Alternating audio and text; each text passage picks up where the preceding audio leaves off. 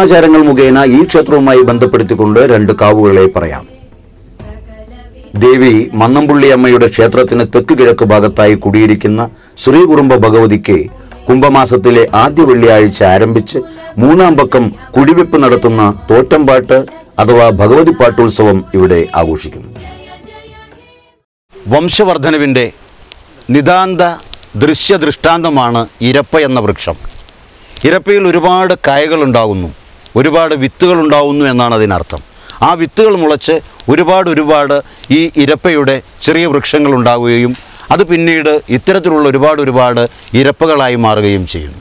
ഇത് സൂചിപ്പിക്കുന്നത് വംശപരമ്പരകൾ കാത്തുസൂക്ഷിക്കുന്ന നമ്മുടെ സാമൂഹ്യ ജീവിതത്തിൽ മക്കളും സന്താനലബ്ധിയും അതുപോലെ തന്നെ സമൂഹവും എന്നും ഒരേപോലെ നിലനിൽക്കുന്നതിന് വേണ്ടിയാണത്രേ വൃക്ഷങ്ങളുടെ ചുവട്ടിൽ ഈശ്വരീയ പ്രതിഷ്ഠകൾ സ്ഥാപിക്കാൻ ഭാരതീയ പൂർവികർ ആഹ്വാനം ചെയ്തത് എന്നാണ് വിവക്ഷ.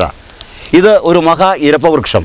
ഇതിന് ചുവട്ടിലാണ് ശ്രീ കുറുമ്പ ഭഗവതിയെ പ്രതിഷ്ഠിച്ചിരിക്കുന്നതും ആരാധിക്കുന്നതും.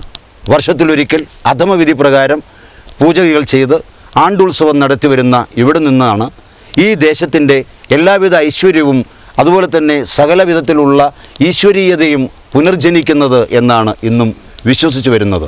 ഇത് മന്നംപുള്ളി ഭഗവതി ക്ഷേത്ര ചരിത്രത്തിലെ മറ്റൊരു ഐതിഹ്യം കൂടിയാണ്. നിണം കുരുതിയായി നൽകി കുറുമ്പയെ പ്രീതി ചെയ്യുന്നത് സമർപ്പിച്ച് തൃപ്തിപ്പെടുത്തി അനുഭവിക്കുന്ന ഏതൊരു കർമ്മത്തിനും സുഖവും സന്തോഷവും നൽകാൻ കഴിയുമെന്ന തത്വശാസ്ത്രമാണ് ഇവിടെ ദേവിയെ ആചരണങ്ങളിലൂടെ ആദരിക്കുമ്പോൾ മക്കൾക്കായി പകർന്നു ലഭിക്കുന്നത്.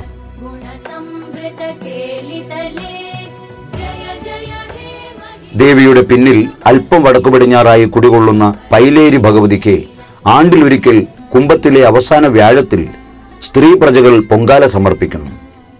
കൂട്ടായ്മയുടെയും കൂടിച്ചേരലിൻ്റെയും സ്ത്രീ ശാക്തീകരണത്തിൻ്റെയും പ്രതീകാത്മകമായ ആചരണമാണ് പൊങ്കാല സമർപ്പണം.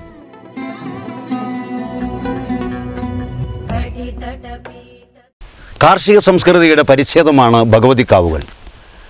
കാർഷിക ഉൽപ്പന്നങ്ങളും കാർഷികേതര ഉൽപ്പന്നങ്ങളും അവരവരുടെ നിത്യജീവിതങ്ങളിൽ എപ്രകാരം ഉപകാരപ്രദമാകുന്നുവോ ആ ഉപകാരപ്രദമാകുന്ന വിധത്തിൽ അവയെല്ലാം തന്നെ ഉൽപ്പാദിപ്പിക്കുകയും വിപണനം ചെയ്യുകയും ചെയ്യുന്നതിനു വേണ്ടി ഈശ്വരീയമായ പ്രതിഭാസങ്ങളെ ആരാധിക്കുകയും അവയെ പ്രീതിപ്പെടുത്തുകയും ചെയ്യുക എന്നുള്ളത് സമൂഹജീവിയായ മനുഷ്യൻ കൂട്ടായി താമസം തുടങ്ങിയത് മുതൽ അനുവർത്തിച്ചു വരുന്ന ഒരു വിശ്വാസമാണ് അഥവാ സങ്കല്പമാണ്.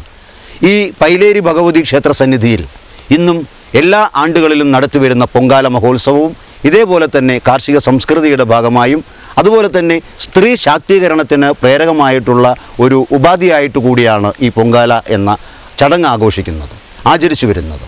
ഇത് സ്ത്രീകളുടെ കൂട്ടായ്മ, മാനസികമായ ഐക്യം, അതുപോലെ തന്നെ അവരുടെ ഉദാത്തമായ സങ്കല്പങ്ങളുടെ ഒരു സമന്വയം എന്നീ രീതികളിലാണ് പൊങ്കാലയെ വിശേഷിപ്പിക്കാറുള്ളത്. ഏതായാലും ഇത്തരമൊരു ആചാരം ഇന്നും അനുഷ്ഠിക്കുന്ന ആധുനിക സംസ്കൃതിയുടെ ഭാഗമായ നമ്മുടെ വളർച്ചയെത്തി നിൽക്കുന്ന ഈ സമൂഹത്തിലെ ഈ പൈലേരി ക്ഷേത്രം അഥവാ ഭഗവതിക്കാവ് ഈ മന്നംപുള്ളി ഭഗവതിയുടെ ചരിത്രത്തിൻ്റെ മറ്റൊരു ഐതിഹ്യ ഭാഗമായി നിലകൊള്ളുന്നു. പൊങ്കാലി അടുപ്പിൽ നിന്നും പാണനാർ പകർന്നെടുക്കുന്ന അഗ്നി പന്തത്തിലാക്കി പാക്കനാരുടെ പർവാദ്യത്തോടുകൂടി മന്നംപുള്ളി അമ്മയ്ക്കരികിലെത്തി വിളിച്ചു ചൊല്ലി സമുദായ മക്കളുടെ സാന്നിധ്യം അറിയിച്ച് കണ്യാർ കൊള്ളുക, തുടർന്ന് 7 വട്ടം കളി എന്ന അനുഷ്ഠാന കലാരൂപം അമ്മയ്ക്ക് മുമ്പിൽ സമർപ്പിക്കുക.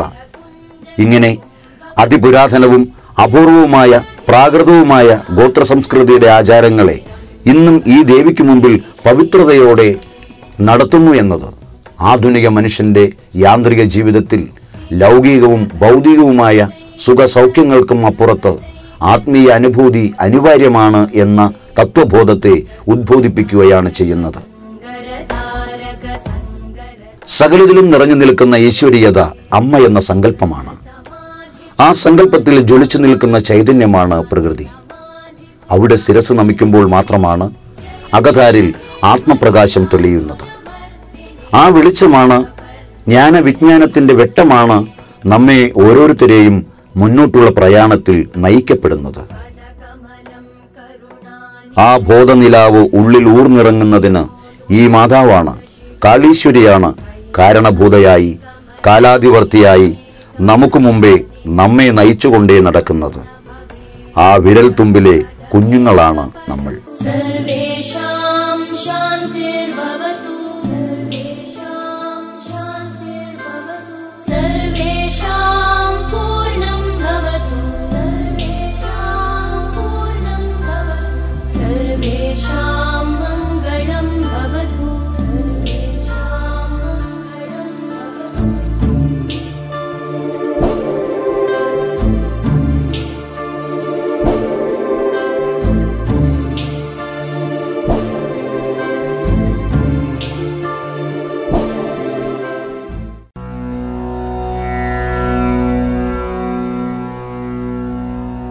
മാതൃത്വത്തിൻ്റെ നനവായി മാനവരാശിയുടെ മനമായി മന്നം പുള്ളിയിൽ അമരുന്ന മഹാകാളി, അടിയന്റെ മനസ്സാകുന്ന ഒരു ഇതൾ പൂവ് അത്രമേൽ ആർദ്രതയോടെ ആ പാദങ്ങളിൽ അർപ്പിക്കുകയാണ്. ഒരു പുളിയിലയോളം പുണ്യം നൽകിയാൽ അത് അടിയന് സാക്ഷാത്കാരത്തിന്റെ സാഗരം തന്നെയാണ് ദേവി. അമ്മേ കാളീശ്വരി നമോസ്തുതേ.